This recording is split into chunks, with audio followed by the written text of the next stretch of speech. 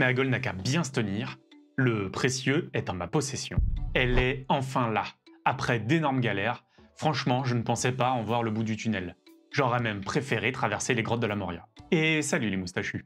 C'est l'Irad et tu t'en doutes, j'ai enfin reçu la nouvelle reine des consoles PC portables et l'attente a été interminable.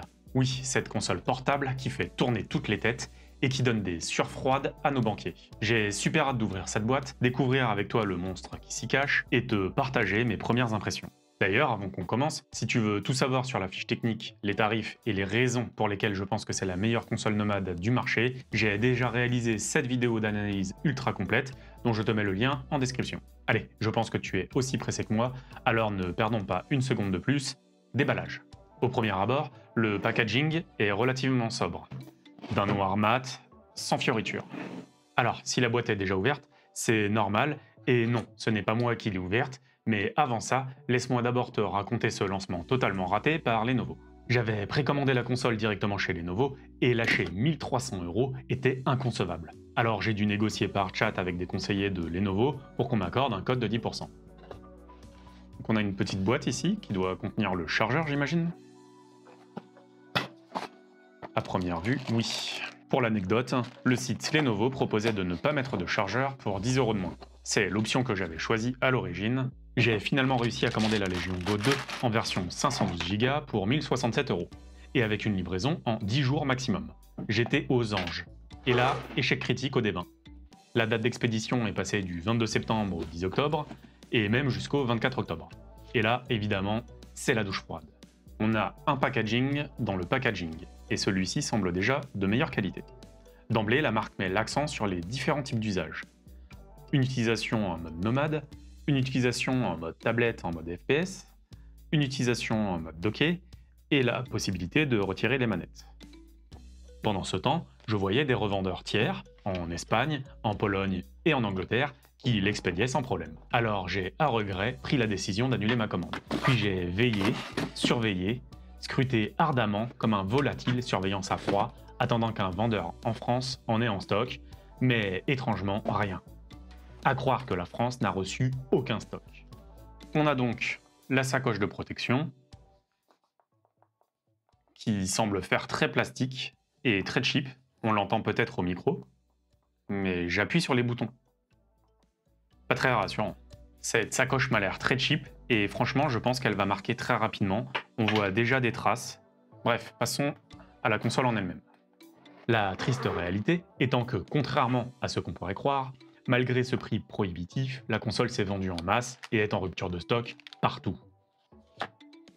Puis soudain, comme un signe du destin, je l'ai vu réapparaître en stock chez PC Componentes, un vendeur espagnol.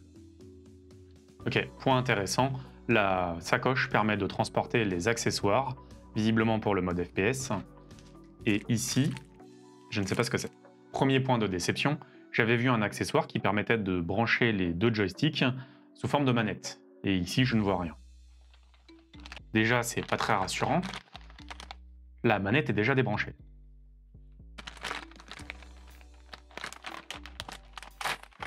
J'espérais évidemment attendre une promo chez un vendeur français, mais je vous voyais bien du coin de l'œil, assis patiemment à attendre mon test. Alors j'ai craqué.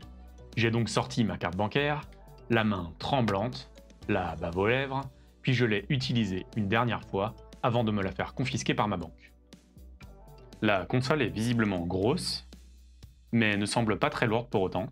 C'est assez surprenant de se dire qu'on a 900 grammes dans la main et de ne pas les ressentir.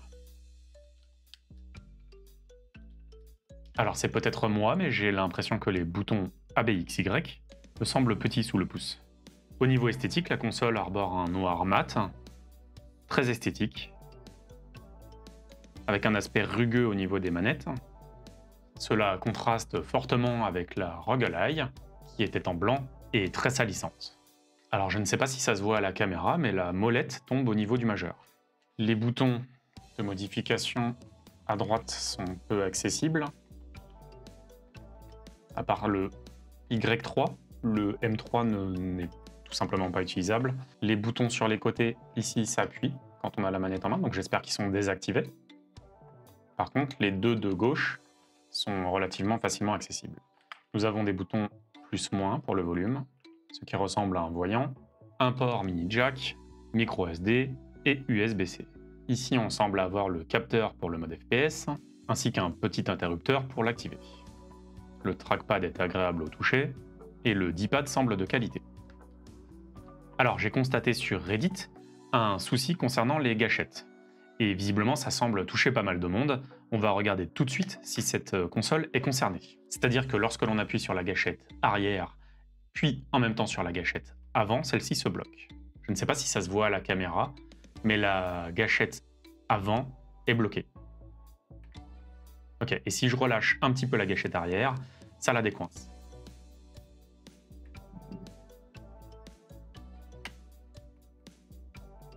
Est-ce que le côté gauche est concerné? Ok, ça n'a pas l'air. Donc visiblement, il n'y a que le côté droit qui est concerné. La console fera donc l'objet d'un SAV, voire d'un remboursement. Le point positif, c'est que puisque les joysticks sont détachables, potentiellement, il y a moyen de seulement changer le joystick droit. Le stand présente une petite encoche qui permet de le soulever. Les charnières ont l'air robustes et l'ouverture a l'air de se faire sur un angle relativement important. On retrouve en dessous les informations de la console. Mettons la sacoche de côté et testons le stand.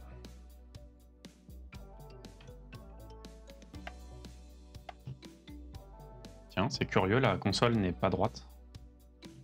Alors peut-être que c'est parce que le stand est mal positionné? Ok. J'avais tiré sur un seul côté, il y a deux charnières, donc potentiellement, en ne tirant que d'un côté, ça désaxe le stand. Donc il faut probablement déplacer le stand soit au centre, soit sur toute la longueur. Bien, ne perdons pas plus de temps et démarrons la console. Bien, j'imagine que c'est comme la ROG Ally, il faut qu'elle soit branchée pour la démarrer au premier démarrage. Donc le voyant s'est allumé. Tiens, point intéressant, la console charge à 100 watts, 99 watts précisément. Je pensais que c'était uniquement une charge 65 watts puisque le chargeur fourni est de 65 watts. Le site PC Componentes proposait un film hydrogel déjà installé.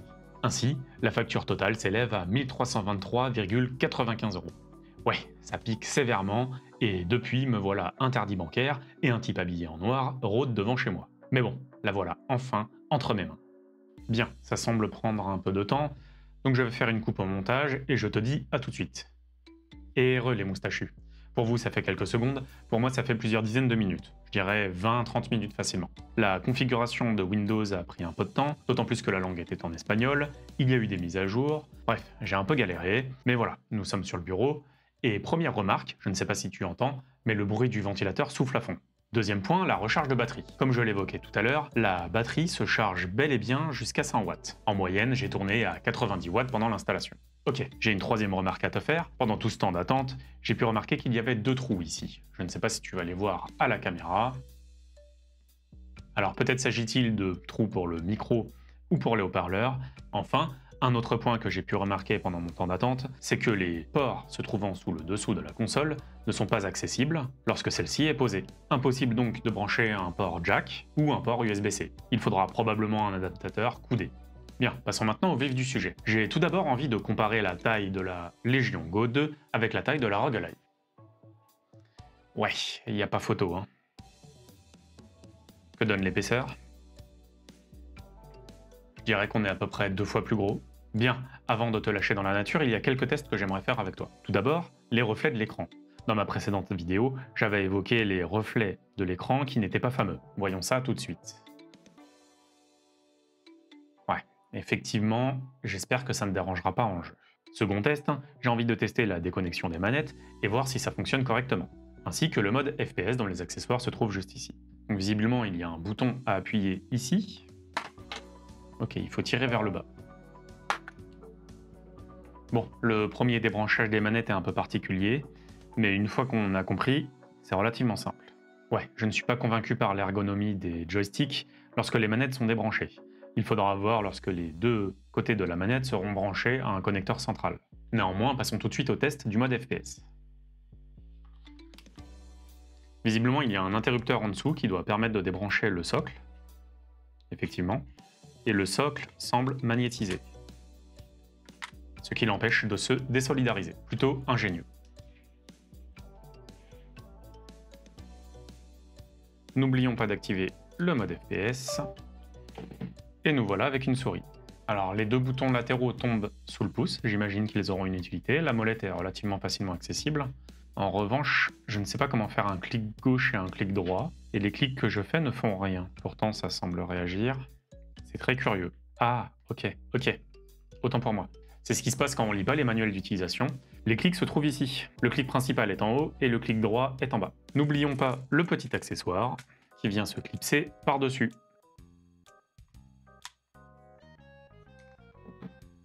J'imagine que c'est pour protéger les pins connecteurs.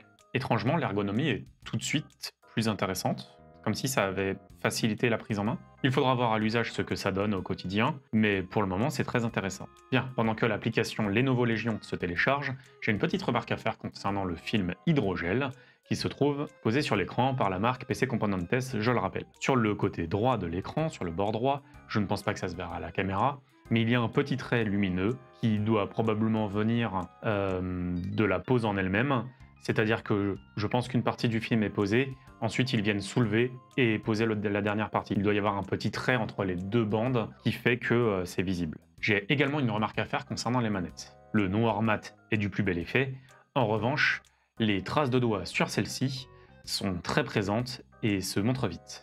Bon, j'ai un peu galéré, le logiciel Legion Space était en espagnol, j'ai réussi à changer la langue. Je vais donc te le montrer maintenant.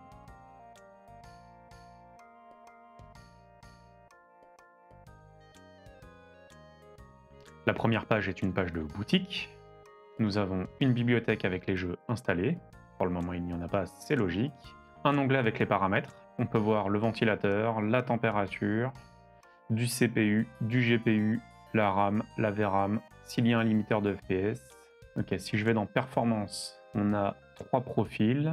Si je passe en mode silence, je ne vois pas d'indicateur. Ah, équilibre, c'est un mode automatique. D'accord. Performance. Intelligence, c'est-à-dire... D'accord, c'est un mode qui change automatiquement, pourquoi pas, on peut le tester. Les manettes, on a l'air de pouvoir remapper tout ça. On a également le pourcentage de chaque manette. On a différents modes de profil, visiblement. Par défaut, on est en mode FPS. Pas l'impression de pouvoir le changer. Témoin du joystick. Ok, on peut changer la couleur. Les paramètres de celui-ci, on peut ajuster la zone morte. Si je vais dans le gyroscope, on doit pouvoir... D'accord, c'est désactivé. Alors j'imagine qu'on peut jouer un peu en mode switch, c'est-à-dire avec un gyroscope intégré, ok. Profil, visiblement on peut se connecter. Ok, bon, rien de très particulier à noter. Toutefois, j'ai encore quelques tests à faire. J'aimerais tester le mode docké avec un écran, ainsi que les écouteurs de la ROG Ally. Ok, déjà bon point. La console rentre parfaitement dans le dock. J'avais un peu peur qu'elle soit trop épaisse, mais honnêtement, c'est rassurant. Ensuite, est-ce que l'écran est reconnu? Ça n'a pas l'air. Ah. Forcément, si je branche pas la console... Voilà, ça devrait mieux marcher. Et par contre, j'ai complètement perdu la manette. Elle est déconnectée. D'accord. C'est curieux. Si je débranche l'écran, est-ce que ça revient? Ça n'a pas l'air.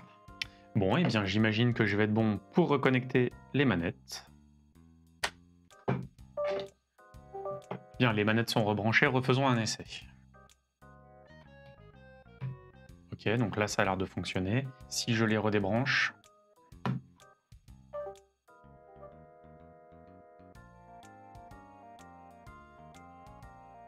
Ok.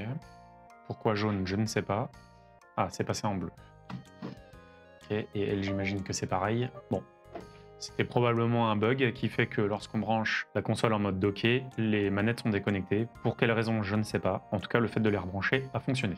Essayons maintenant les écouteurs. Bon, la vidéo s'est coupée parce que je n'ai plus de batterie, donc on va faire vite. Les écouteurs fonctionnent correctement. Forcément, je ne peux pas vous retranscrire tout ça dans la vidéo. On va quand même essayer de faire un essai de l'audio sans les écouteurs, voir ce que ça donne. 500 candela par mètre. C'est très bien, hein, mais on aurait pu faire un effort de ce côté-là, je trouve. Oh oui, oh, carrément. Bon, l'audio a l'air relativement correct. Il faudra que je teste un peu plus à l'usage, mais pour le moment, ça a l'air d'aller. Je ne sais pas si ça se voit en vidéo, mais la qualité de l'écran en OLED est franchement incomparable. Les noirs sont ultra profonds, le rouge est magnifique. Je vous ferai un retour plus détaillé dans ma vidéo test, mais mes premières impressions sont franchement très bonnes. Bon, il faut maintenant voir comment elles se comportent en conditions réelles au quotidien.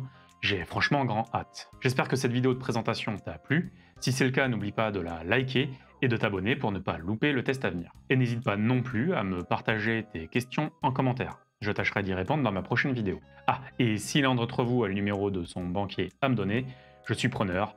Étrangement, le mien refuse tous mes appels. Allez, à bientôt ma petite moustache.